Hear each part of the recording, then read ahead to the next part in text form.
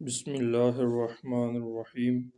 معاشرے میں لوگ لڑائی جھگڑا کرتے وقت بے تکے الفاظ کا استعمال کرتے ہیں۔ وہ گالیاں نکال رہے ہوتے ہیں۔ کوئی کہتا ہے میں تیری ٹانگیں توڑ دوں گا تو کوئی کہتا ہے میں تیرا سر پھوڑ دوں گا۔ اصل میں ٹانگیں توڑ دوں گا اور سر پھوڑ دوں گا کہنے والا یہ کہنا چاہ رہا ہوتا ہے کہ آپ نے فلاں بات نامناسب کی ہے جس کی وجہ سے مجھے آپ سے شکایت ہے۔ اگر آپ ذرا غور کریں اور آپ اپنے کہے گئے الفاظ کو سمجھیں تب آپ کو ضرور علم ہو جائے گا کہ آپ نے نامناسب الفاظ بولے تھے۔ ہمارے معاشرے میں آج ذرا سی بات پر جو طلاقیں ہو رہی ہیں، وجہ یہی ہے کہ ہمیں سمجھانا نہیں آتا۔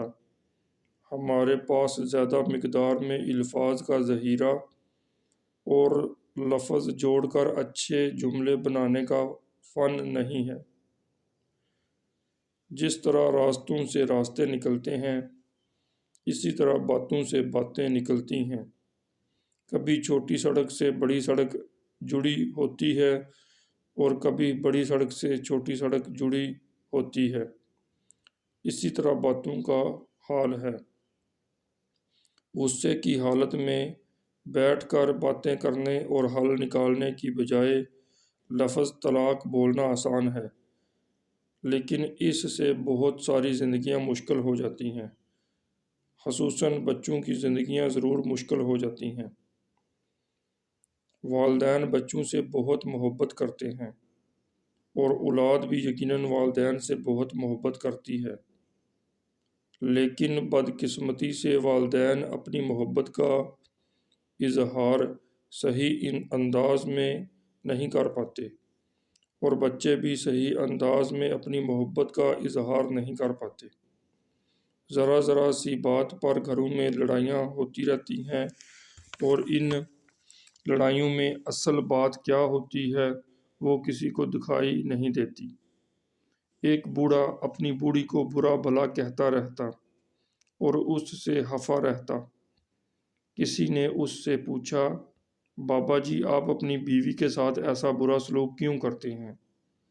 بابا جی نے بتایا کہ اسے دوائی لا کر دیتا ہوں، یہ کھاتی نہیں اور کھانستی رہتی ہے، فروٹ لا کر دیتا ہوں، کھاتی نہیں ہے، اس لیے غصے میں بولتا رہتا ہوں کہ یہ مر گئی تو اس کے سوا میرا اس دنیا میں کون ہے۔ بس اصل میں ہوتی محبت ہی ہے، لیکن وہ غصے کے رنگ میں ظاہر ہو رہی ہوتی ہے۔ میں اپنے سامعین سے پوچھنا چاہوں گا کہ ہم دن میں یا ہفتے یا مہینے میں اپنے ماں باپ، بہن بھائیوں اور بیوی بچوں سے کتنی بار یہ جملہ کہتے ہیں کہ میں تم سے بہت محبت کرتا ہوں۔ یقیناً ہم کہنا چاہتے ہیں، لیکن فضول شرم کی وجہ سے نہیں کہہ پاتے اور وقت تیزی سے گزرتا چلا جاتا ہے، اور جب کوئی اپنا اس فانی دنیا سے چلا جاتا ہے تب دھاڑیں مار مار کر روتے ہیں اور اظہار محبت کرتے ہیں۔ ہمارے اسکولوں میں جانے والے بچے اردو کو آسان مضمون سمجھ کر اس کے مشکل الفاظ اور ان کے معنی سیکھنے کی طرف نہیں جاتے، اور انگریزی اور ریاضی جیسے مشکل مضامین کو وقت دے دے کر اس طرح وقت ضائع کر دیتے ہیں کہ نہ انگلش آتی ہے اور نہ ریاضی، اور اس طرح اردو اور اسلامیات بھی صحیح طرح سیکھ اور سمجھ نہیں پاتے۔ میں والدین اور طالب علموں سے گزارش کروں گا کہ اردو اور اسلامیات کو خوب وقت دو کہ پوری زندگی ہمارا واسطہ انہی کے ذریعے عوام سے ہوگا۔ اگر ہمارے پاس اردو کے زیادہ سے زیادہ الفاظ ہوں گے اور اسلامیات کی زیادہ سے زیادہ معلومات ہوگی تب ہمارے لیے ایک اسلامی زندگی گزارنا اور بول کر دوسروں کو اپنی بات سمجھانا آسان ہوگا۔ ہمارے زیادہ تر بچے جو لڑکے ہیں وہ میٹرک میں ریاضی اور انگلش کی وجہ سے فیل ہو جاتے ہیں۔ جو پاس ہو جاتے ہیں ان میں سے اکثر فرسٹ ایئر یا سیکنڈ ایئر میں جا کر فیل ہو جاتے ہیں اور کسی کام کاج میں مصروف ہو جاتے ہیں۔ میں انگلش اور ریاضی کے خلاف نہیں ہوں، لیکن نصاب تعلیم مرتب کرنے والوں سے ضرور گزارش کروں گا کہ وہ ایسے بچوں کے لیے ضرور سوچیں کہ جو انگلش اور ریاضی میں بہت کمزور ہوتے ہیں۔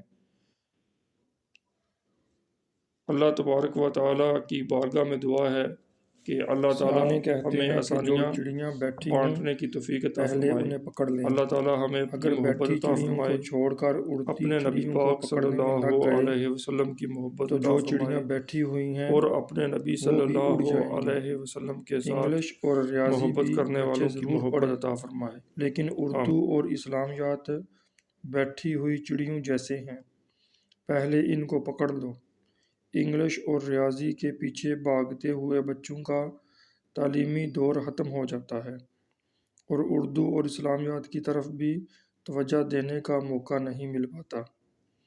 کسی نے کیا خوب فرمایا ہے، نہ ادھر کے رہے نہ ادھر کے رہے، نہ صنم ہی ملا نہ وصال صنم۔ ہم چند سال کے چھوٹے بچے کو دیکھتے ہیں، اس کے پاس چند سو الفاظ ہوتے ہیں، وہ انہی الفاظ کو استعمال کر کے اپنی ضروریات پوری کرتا ہے۔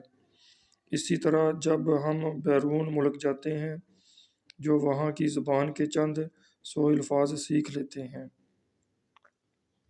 اور انہی الفاظ سے بڑی مشکل سے اپنی بات سمجھا پاتے ہیں۔ لہٰذا اپنی بات صحیح طرح سمجھانے کے لیے ہمیں زیادہ مقدار میں الفاظ کی ضرورت ہوتی ہے۔